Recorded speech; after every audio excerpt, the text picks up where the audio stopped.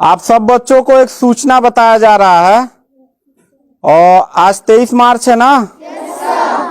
तो भारत सरकार का तुगलकी फरमान जारी हुआ है कि आप सब बच्चों का विद्यालय फिर बंद किया जा रहा है क्योंकि कोरोना बढ़ रहा है।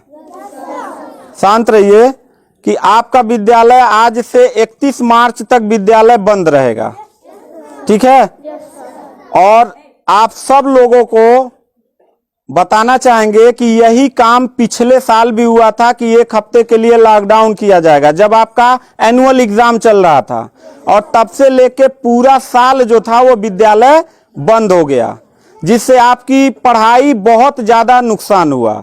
और इस साल जब विद्यालय खुला, आपने किताब कॉपी अपना सारा व्यवस्था कर लिया, तब हमारे तुगलकी फरमान जो हमारे सरकार हैं वो अब आदेश कर दिए कि अब फिर जो है कि ये विद्यालय फिर बंद होगा।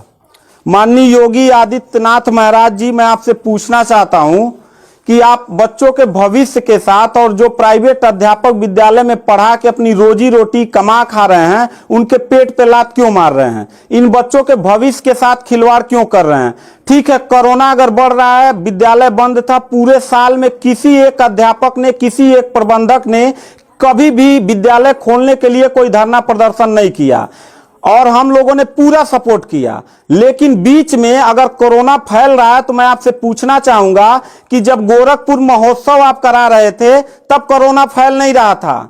जब आप आके यहाँ पे इलाहाबाद के प्रयागराज में कुंभ का मेला लगवा रहे थे तब कोरोना नहीं फैल रहा था, जहां पे करोड़ों लोग स्नान करने गए। और अभी हरिद्वार में महाकुंभ का आयोजन आप करवा रहे हैं तब कोरोना नहीं फैल रहा है। बिहार में चुनाव हो रहा है तब कोरोना नहीं फैल रहा है। और विद्यालय जो बच्चों का सबसे देश की रीढ़ की हड्डी होते हैं, जिनकी बुनियादी शिक्षा, प्रारंभिक शिक्षा आप बिल्कुल बर्बाद कर दिए हैं पिछले 2 साल से, और अब जाके फिर लॉकडाउन आप लगा रहे हैं। तो आपसे पूछना चाहेंगे कि बच्चों के भविष्य के साथ आप मैच क्यों खेल रहे हैं? ये जितने भी बच्चे हैं, अगर 1 मार्च आप 1 अप्रैल बोले हैं, 1 अप्रैल तक अगर विद्यालय नहीं खुला तो इन सारे बच्चों को लेके मैं रोड पे बैठ जाऊंगा। ये मैं आपको खुला चैलेंज कर रहा हूं, क्योंकि बात सिर्फ मेरे तक का नहीं है, इन सारे बच्चों का भविष्य है और इन सारे बच्चों का भविष्य आप लोग अंधकार में डाल रहे हैं। आप लोग खुद नहीं चाहते हैं कि देश का बच्चा पढ़े, पढ़ के कुछ लायक बने। आप लोग अपना जब रैली निकालना रहेगा, चुनाव रहेगा, तो कोरोना आपके पास नहीं रहता है। और जब आपको लगेगा कि आपके विपक्ष में लोग खड़े हो रहे हैं तो आप कोरोना का ड्रामा करा के विद्यालय को सबसे पहले आप बर्बाद कर रहे हैं। आप बताइए, विद्यालय में आप गोरखपुर जिले में 193 लोगों ने अपने विद्यालय की मान्यता निरस्त करा लिया। जानते हैं क्यों? महंत योगी आदित्यनाथ जी, क्योंकि वो लीज पे चलाते थे और उनका भाड़ा हुआ करता था 40,000 45,000 रुपया मंथली हुआ करता था। वो भाड़ा न चुकाने के वजह से, चूंकि मालिक को भाड़ा चाहिए, उन लोगों ने अपनी मान्यता निरस्त करा दिया। और सरकारी जो स्कूल है उनकी हालत तो पहले से मतलब खस्ता हो चुकी है। तो ऐसे कंडीशन में गार्जियन करे तो क्या करे और हम अध्यापक करे तो क्या करें? ये जितने भी 16-17 स्टाफ हैं, इन सब लोगों की रोजी रोटी चलती है इन बच्चों के और इस विद्यालय के संस्था से। आप लोग हमारे पेट पे प्रहार कर रहे हैं, हम लोगों के व्यवसाय से प्रहार कर रहे हैं। अगर आपको लग रहा है कोरोना है, ठीक है, विद्यालय बंद कर दीजिए, तो आप ये भी अपनी नियत को साफ करिए कि कुंभ का जो मेला, महाकुंभ का लगवाने वाले हैं, उसको भी कैंसिल कर दीजिए। और जो गोरखपुर महोत्सव और गोरखनाथ का मेला लगवा के आप ड्रामा करवा रहे हैं वो भी बंद करवाइए। यानी आप खुद नियम का पहले फॉलो करिए, हम लोग नियम को फॉलो करने के लिए तैयार हैं। अगर लास्ट में जाते जाते यही कहेंगे, इन बच्चों को, चेहरों को देखिए, इनके माता पिता ने सारे बच्चों का, किनका मोबाइल बज रहा है, साइलेंट कर लीजिएगा सर। इन सब बच्चों के माता पिता ने, बच्चों कितने लोगों ने आप किताब कॉपी अपना सारा कंप्लीट कर लिए हो? पता है, एक एक बच्चों की किताब कॉपी 2-2 हजार रुपए की आती है। आप फिर लॉकडाउन लगा दिए, इनकी पूरी पढ़ाई बर्बाद हो गई। अब यानी आपने 1 हफ्ते का लगाया है, आपकी नीयत पे तो मुझे 100% विश्वास है ही नहीं है कि आप करोगे क्या। आप पूरे साल पढ़ाई बर्बाद करोगे। हाथ नीचे करिए।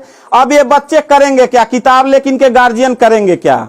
हम लोगों ने पूरा कोऑपरेट किया सरकार को। जितना दिन लॉकडाउन लगा था उतना दिन का मैंने पूरे सभी विद्यालय के लोगों ने शुल्क माफ कर दिया, क्योंकि गार्जियन के ऊपर कोई लोड न पड़े। हम लोगों ने टीचरों को पेमेंट नहीं किया, क्योंकि हम लोगों ने जब फीस नहीं लिया तो पेमेंट कहां से करें। हम लोगों ने पूरा सरकार का साथ दिया, जितना हो सकता था सब लोगों ने साथ दिया।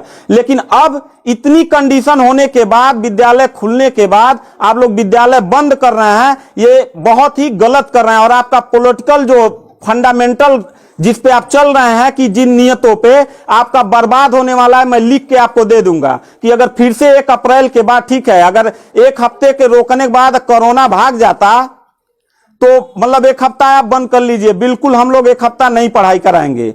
लेकिन अगर फिर साल भर का ड्रामा आपने किया तो निश्चित तौर पे याद रखिएगा कि तानाशाही उतना ही अच्छा लगता है जितना तानाशाह के अंत होने का समय ज्यादा दूर हो, और आपका समय बिल्कुल नजदीक आ गया है।